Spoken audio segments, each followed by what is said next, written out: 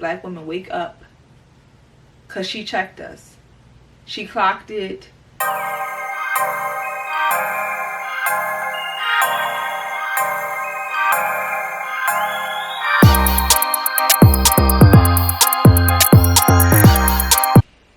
Hey y'all, welcome back to Just a Girl Talk. My name is Janine. If you are new here, if you're new, as always, be sure to subscribe. Make sure your notifications are on so you never miss an episode. And if you are a subscriber, welcome back to the channel.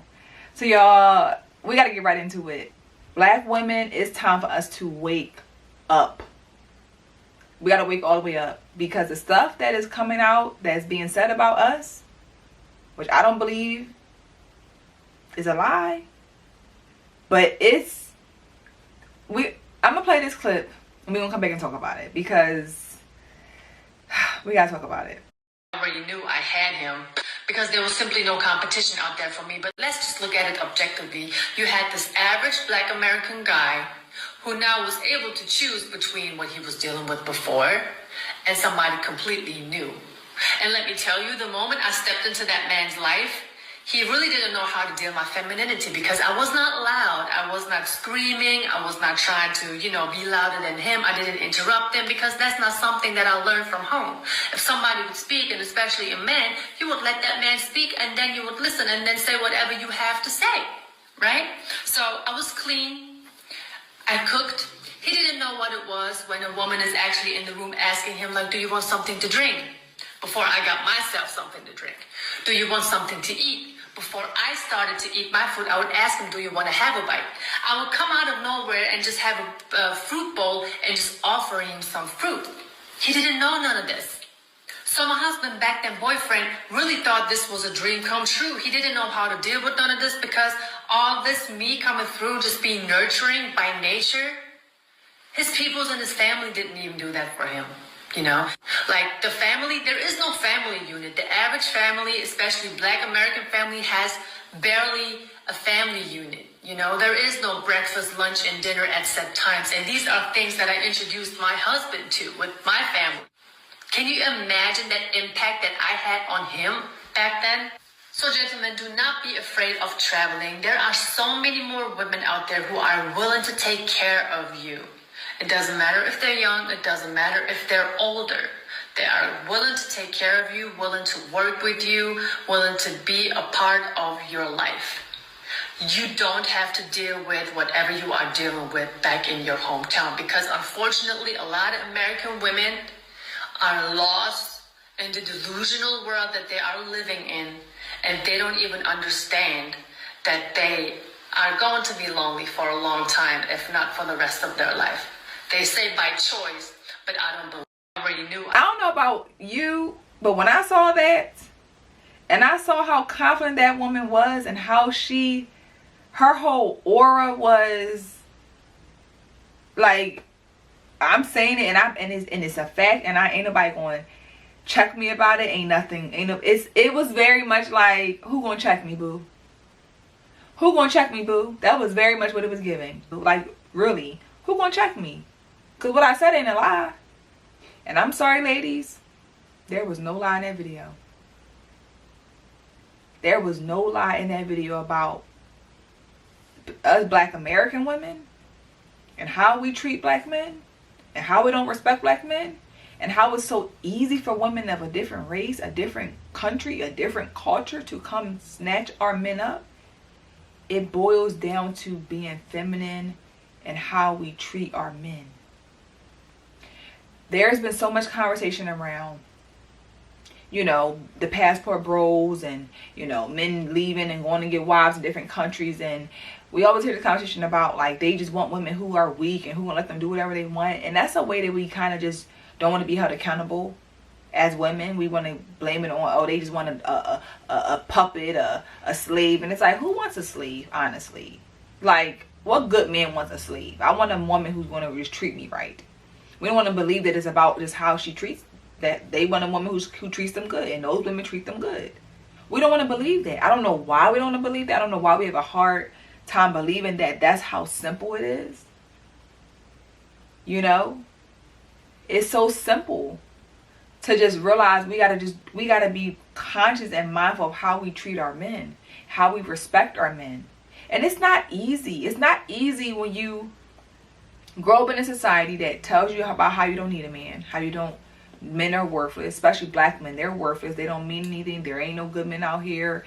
Then you get done dirty by a few black men that you chose. But if you kind of already have this I don't need a man mentality, I believe that you're going to attract those like ain't nothing type of men. You know what I'm saying? Like a good man is going to sometimes smell that I don't need a man on you, and I'm gonna run. It takes a lot to be accountable. And even for me, every day in my marriage, trying to be accountable, working on how I respond, it can be a lot. It can be hard in the moment because it feels like it ain't just me, but then we got to just surrender sometimes and be like, you know what? Okay, what I'm hearing is what I didn't mean to do that. I didn't mean to say that. And just learning how to be kind and apologize and just take accountability. But I had a conversation about this on my live on TikTok, and there was conversation about like that it's a lie, what she's saying is not truthful. It's no competition. You know, the reason that black women are not feminine is because of our situation. We don't have a chance to be feminine. We can't be soft. We got to be hard. It was all of that, you know, conversation, which I don't disagree with completely. I do believe that there are situations that puts a woman in a more masculine role. I understand that. I do believe that trauma can equate to a woman being more masculine. But what I don't like is that we use that as a crutch, in my opinion, and we don't do the work to fix it. Everybody's dealing with stress. Many people have dealt with trauma, but they don't get to then, because I have experienced trauma, use it as an excuse of why I'm disrespectful to my men, how I don't care about men, how I talk about how they ain't nothing. That don't give you the right to do that. And that's how we like to use, well, I don't have a chance to be, we don't have a right. And I'm like, also, let's think about what we're living in today. In 2024, what can't we do? We got to stop living our grandmothers and our great-grandmother's stories. That's not your story, sis. You have no reason why you are acting the way that you act. Nobody did anything to you. You weren't traumatized. You didn't, you know, you haven't been oppressed. You haven't been disrespected by, you know what I'm saying? Like, you haven't dealt with this. So why are you taking on somebody else's story to just as an excuse to not change your behavior, change your attitude? Be honest about social media. These women on these apps, they've convinced me that I don't need a man. That's what it was. My mom may teach me that. These women taught me that. That's what these women are teaching each other, this rhetoric. So then we have this woman who gets to sit on her platform and say confidently, they ain't messing with us. They ain't messing with me. I know ain't nobody gonna take my man. I know, and one thing I know for sure, ain't gonna be no black woman gonna take him back from me. Because I know how to treat him. The thing for me, which was like wow, was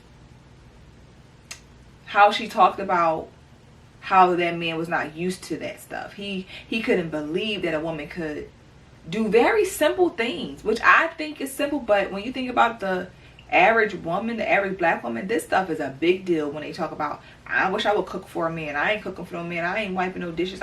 We have all this what we're not gonna do, what we're not gonna do, what we're not gonna do conversation. So I was like, wow. She said this man really couldn't take a woman asking him, do he want to buy? Do he want something to drink? Serving him before she eats, making sure he's good, like just loving him properly, being kind, letting him talk, communicate, all those things. He couldn't believe it. He couldn't handle it. And that's what happens a lot of time when you're not used to something, when you're used to the same toxic stuff, that's all you know how to show up. That's all you know how to do. So sometimes you can sabotage something good because you're not used to good.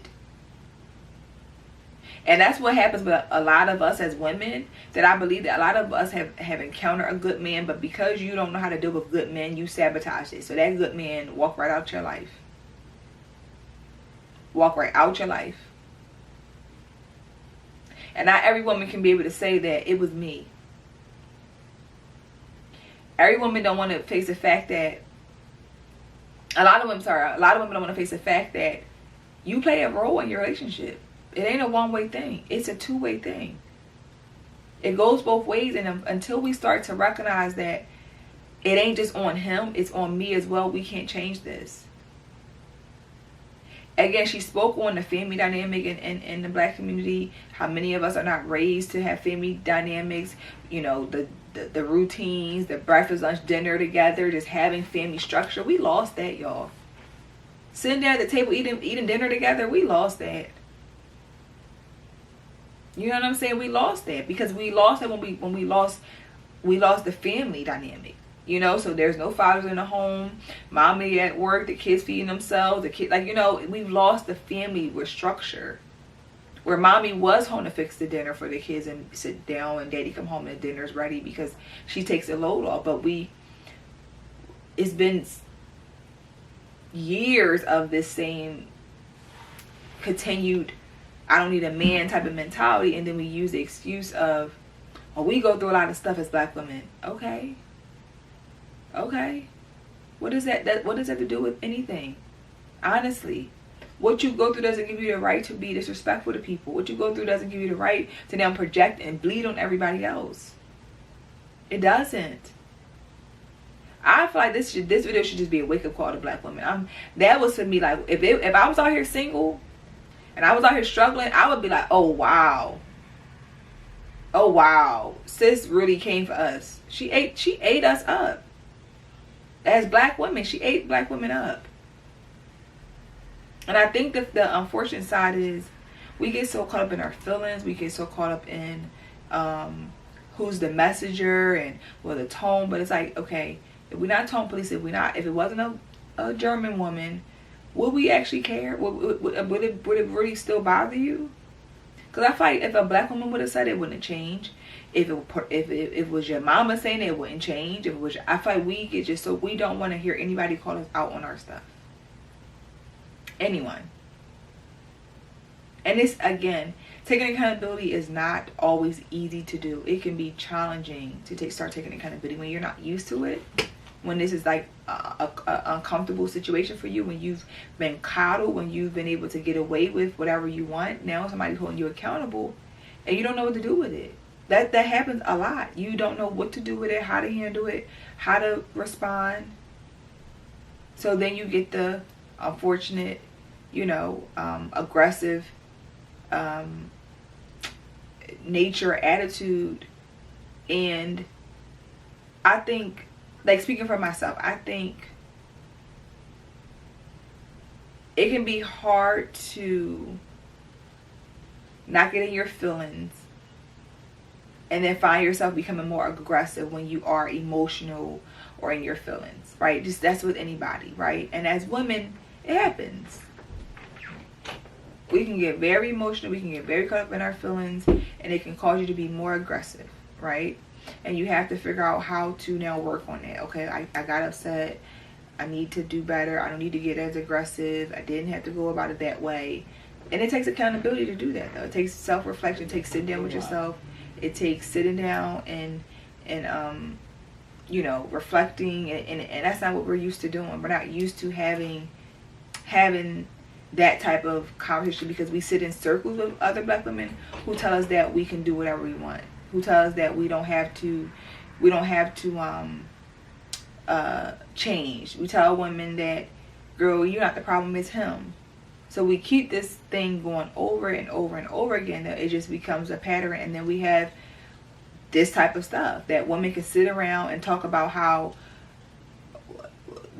they know how to take care of men better than us. And again, I don't think that was a lie, because a lot of this goes back to how we are raised, and even outside of just how we are raised, because you can be raised by a good mother, a good father who can teach you how to respect men and all that, but then you get out into the world and they tell you that stuff is loud, and it's louder than what your mom told you, unfortunately.